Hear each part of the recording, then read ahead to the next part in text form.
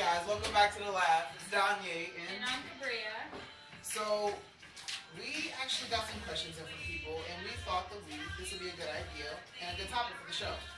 So a question was, well, that was one of my personal favorites, was how has history affected obesity today in society?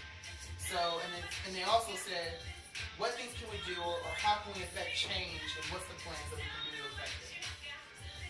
One way we were saying how history has affected obesity today is because technology has become more innovative in a lot of changes, such as social media like Facebook, Twitter, Instagram. Whereas people aren't going out as much to interact with their friends; they're staying inside or on the computer. Actually, back then, like, they didn't have all this stuff, so it was just like all they really could do was send letters and actually talk to people in person, and go out and do things.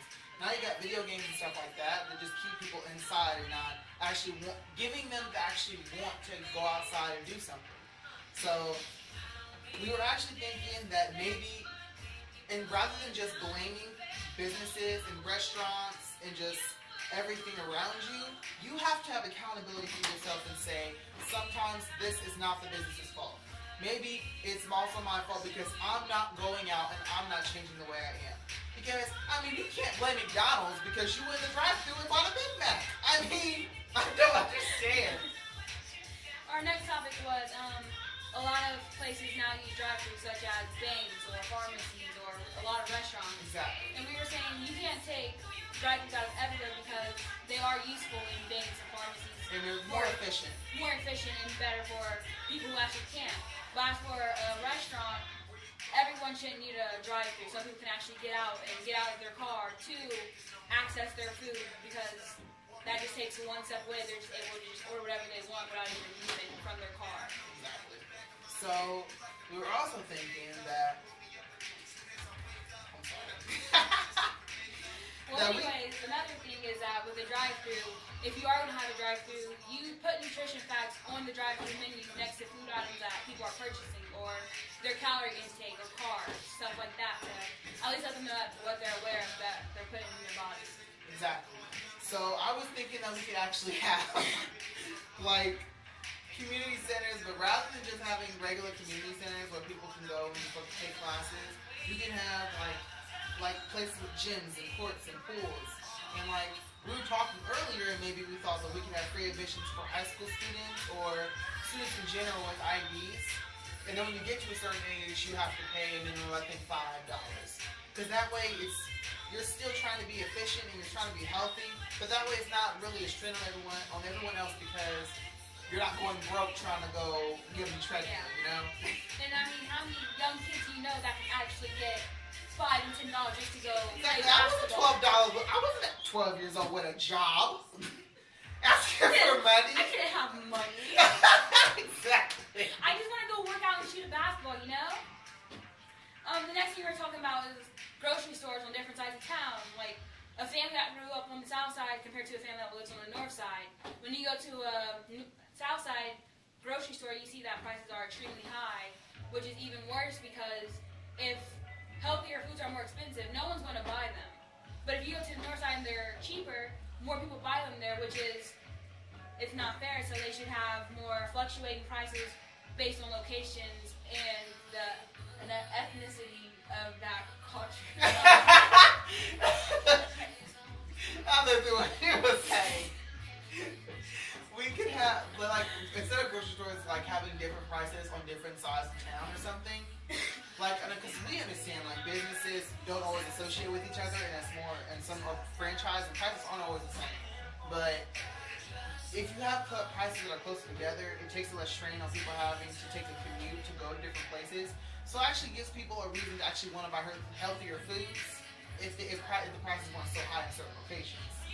So we were also thinking like meal plans, like moderate meal plans, things that like restaurants could have to save money or to like actually be more healthy. Like actually, like McDonald's, instead of just having someone buy all this food and expecting them to just like, oh, at least, well, this is my 2,000 calories for the day. No, you could actually just like set up meals that are this amount, like a drink, some fries, or a sandwich, or something like that, and have the nutrition facts and everything, and how much calories it would be, and like a healthy meal that you could just give to something that you could like someone could pay for. Like just it's the same as like going there and buying something, but this way you're going for an intended purpose to get a healthy meal. But like, oh, I'm sorry, I interrupted. Another thing is that in history, food processing has changed, whereas they would take fresh vegetables and fresh foods and freeze it to save for a later time, which actually took out a lot of the preservatives and the actual nutrition that you needed from that food source that you were trying to eat. So that's another thing, like try not to over freeze food or not stay away from processed food, like try to get the fresh, like homegrown food because it's healthier and better. Exactly, and stuff like old inventions, like things that may have contributed back in history, like the cars. Automobiles were invented in 1890. Well, in the 1890s at least.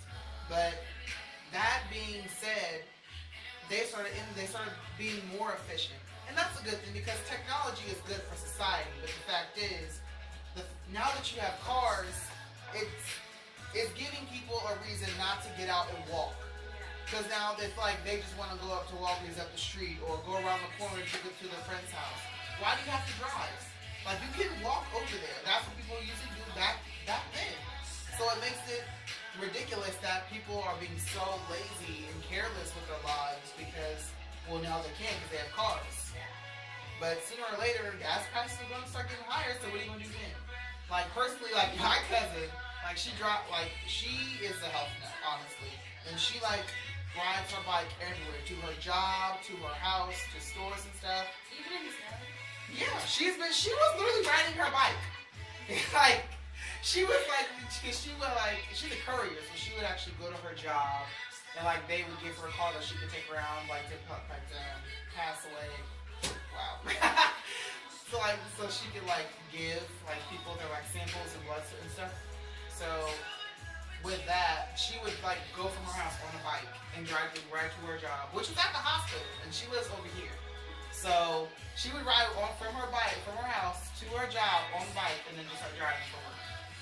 Like she and wants to be another way healthy. to implement ways to be healthier. I mean, you don't always have to take your car. You don't always have to take a bus. You could walk sometimes. You could piggyback with a friend. You guys could go together and walk together. Just save gas and time, and it's way healthier. Exactly. And going back to the free centers, if we implement plans such as like Junior Olympics, like kids want to be involved in something, like be a part of something, like you can all work together to accomplish something. You're also being healthy at the same time. Exactly. Like going back to history. I'm sorry we're going back and forth, but like from rural to urban areas, like saying like when you were living in the farms and stuff, it was a lot of work, crops, and actually doing things in the fields. Now, when you went to urban areas, you just got real lazy and lax because you were working in factories, just handing stuff. Like, it really wasn't as bad. So another thing we could try to do is like a community garden where you can all go and you plant and you're helping and you're growing fresh crops and stuff for your community. Personally, I don't want my mom working there because she can kill a plant. Just saying.